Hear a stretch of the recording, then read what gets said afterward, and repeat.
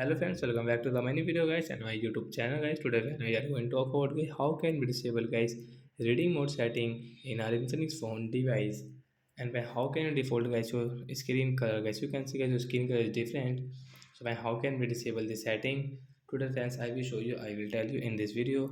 So before starting video fan, first of all go and subscribe the channel guys, click the bell icon, like the video. So friend, first of all open your phone setting guys. After on phone setting, guys, click on phone display and brightness. And friends, click on get this eye care setting means reading mode, guys. You can disable from here, guys. So friends, you can see, guys, it is setting up. We will disable from here. After 4 seconds, guys, your screen color will default. And friends, we cannot use guys reading mode brightness. So as you can see, screen color is normal and reading mode is disabled. So that's it, guys. Thanks for watching the video.